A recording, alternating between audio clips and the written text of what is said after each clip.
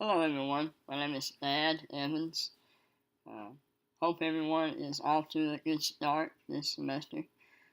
This is our first discussion video. I am a little bit nervous about doing this for the first time, but bear with me as I attempt to answer the questions that we've been given. Number one, we are to define psychopathology versus normal mental functioning. Psychopathology can be defined as a study of any significant behavior or psychological syndrome that impairs an individual's daily functioning in society. So to me, it is a study of mental illness. On the other hand, normal mental functioning is functioning not characterized by a significant impairment. I did write down a question here: could a person have normal mental functioning in some areas and have a mental illness in another? And that's just a question that I have. Maybe some of you might have an answer to that. Number two, what is the first step in helping someone who comes to you with mental health concerns? The first step to me is to recognize the fact that they have come to you for help. Recognize the desire that they have to make a change in their life, and empathize with the fact that it took courage to come to you for help. And I think that while we're doing that, we should also try to identify the presenting problems that they have. You know, maybe through the DSM-5, but based on a competency-based assessment approach. So, in other words, try to identify the presenting problems, but don't just focus in on that.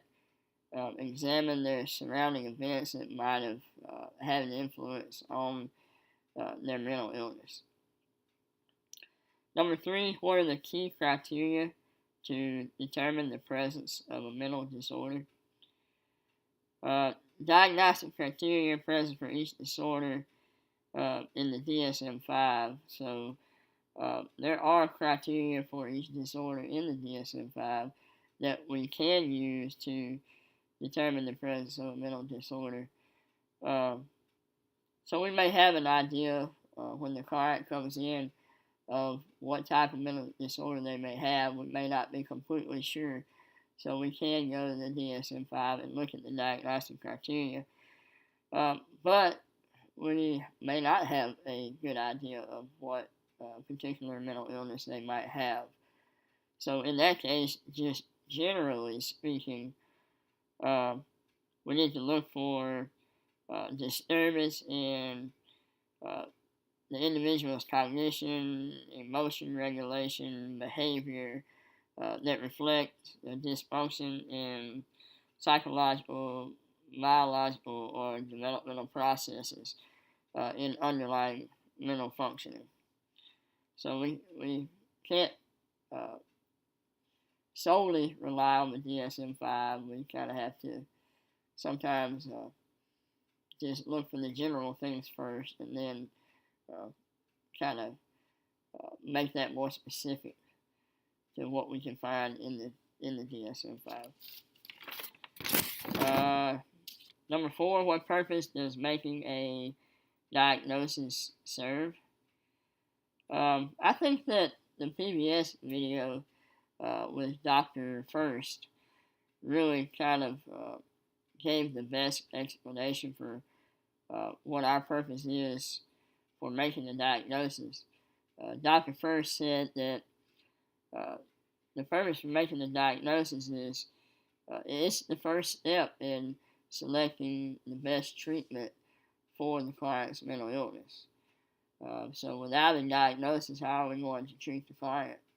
How are we going to be able to say, hey, this client has this mental illness? What are some appropriate interventions that we can use with this client? we don't have a diagnosis, we don't know what interventions to turn to.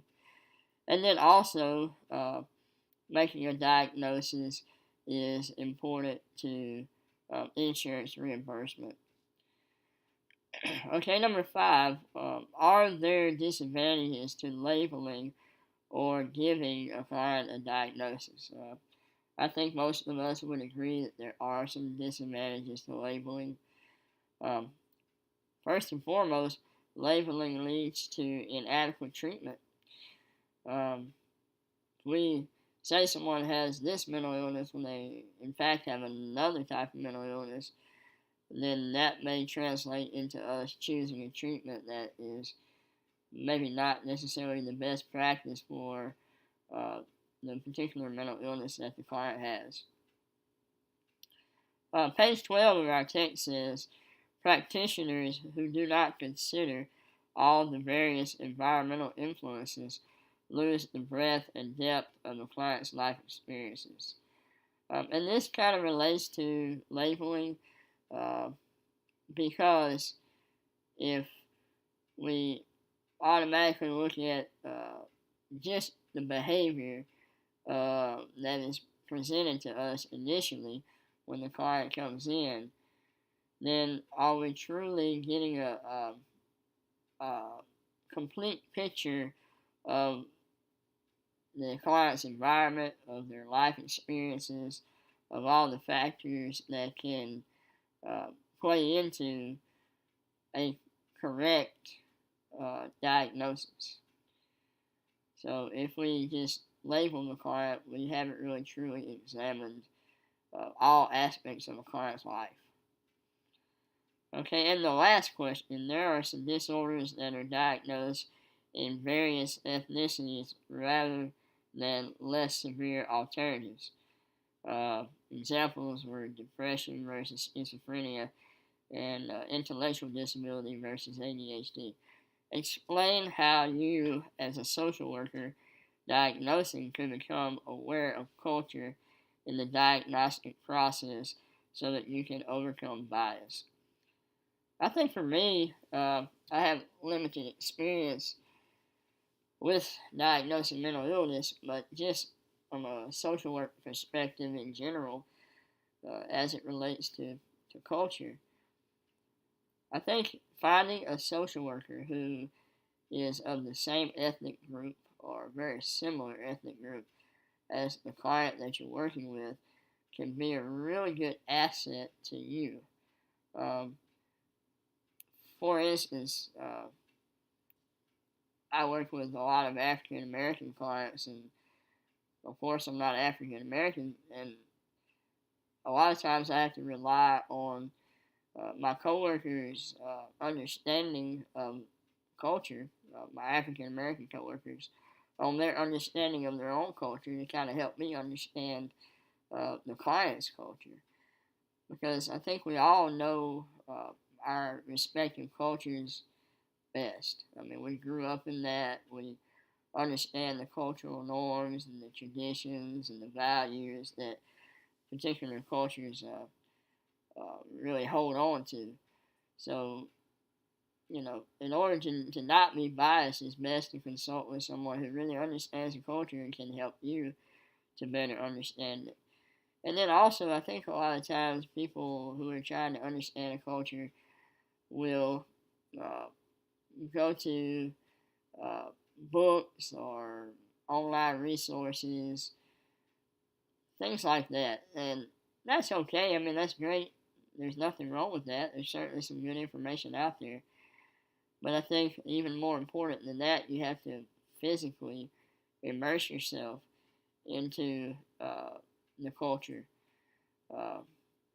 Maybe that requires you to go out and attend some events that are taking place within that particular culture, or experience some of their traditions, or look at some of their values up close and personal, in person, in order to better understand their culture. And how all that relates to mental illness is, the more you know about the culture, the more you know about what particular mental illnesses may seem to be more prevalent in that culture and why. Um, but every person, again, is still different regardless of culture. But I think culture certainly has a part to play in diagnosing mental illness. Having said all that, I think that was the last question. Hope that I have provided some good insight, or at least some good opinions on our questions that we were given. And I guess I'll see you all on the next discussion.